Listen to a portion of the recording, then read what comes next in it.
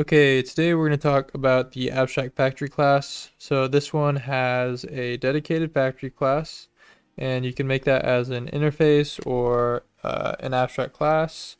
And then in it, you can have as many creational methods as you want. And so then the important part is when it comes to the drive classes. So you're going to derive as many factories as you want. So in this case, we have 1 and 2.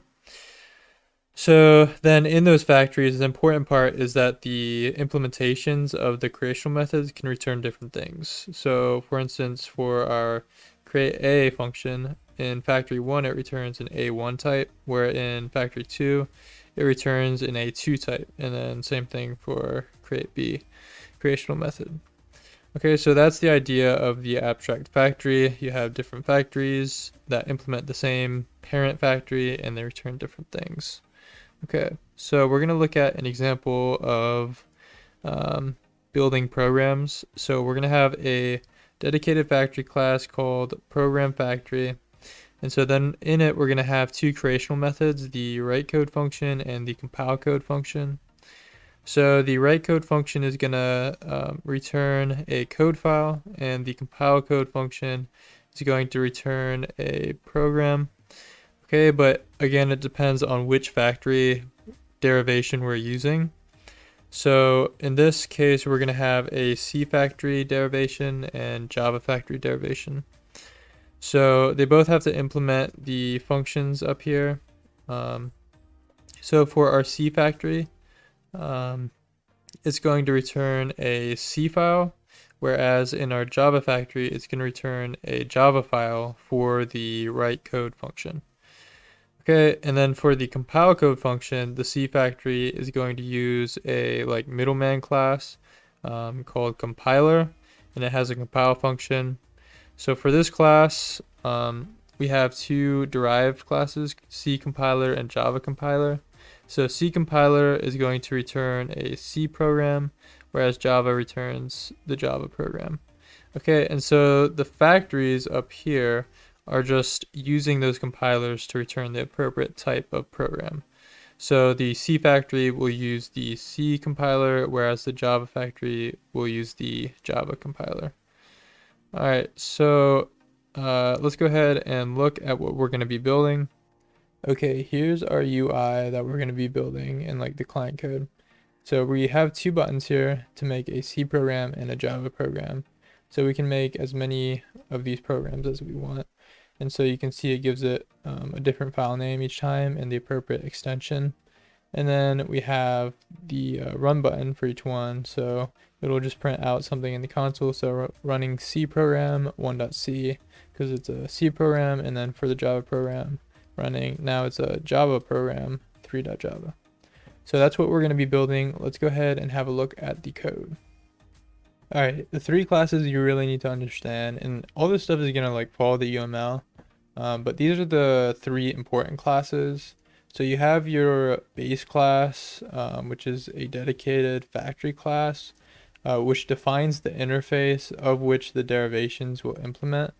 So you can either do this using an interface or just creating an abstract class. So anyways, here we have two functions. So we have write code and compile code, and they return the respective types. And so the derivations are the C factory and Java factory. So the C factory is going to return a C code file, whereas the Java factory is going to return a Java code file. Okay, so they're both code file types, hence this type. But notice how the concrete factory classes determine what types get returned. Okay, so the C returns C stuff and the Java factory returns Java stuff. Okay, so those are the three important things. And the important thing, I'm just going to say it again, is it depends on which factory you're using, and that will determine the return types of these creational methods. Okay, so let's go ahead and look at the client code. So we have app component TS, and so we're creating robots, and we'll go ahead and look at that. So a programming robot just gets past a factory. So from the programmer's point of view, so the coder's point of view, when you're writing this stuff, this class doesn't need to know whether it's a C factory or a Java factory because we've defined this interface that both of them follow. So we can just pass in the base class program factory. And then we can use that interface here without having to know if it's a C factory or Java factory. So here in the make program, we just write code, so that returns a code file. And then we use that to compile the code, okay? And then we just add it to an array of programs that the robot's created. Okay, so back in the client code, this is technically client code, but whatever. So we have our two robots. So we have our C robot, so that gets passed a C factory because it's a C robot, and the Java robot gets passed a Java factory. So the C robot's gonna be creating C programs because it's using a C factory, and the Java robot's going to be creating Java programs because it's using the Java factory. Okay, so now we have event handlers down here. So let's go ahead and look at the HTML. So here's the HTML. We have two sections. We have a section for our C programs and then one for our Java programs. And so we have two buttons, make C program, make Java program, and then those are linked to the appropriate event handlers. So these are those event handlers. So for the C button, we use our C robot to make a program, and we just pass in a random name using this function. It's not important. And then for the Java button, we just use the Java robot to create a program. All right.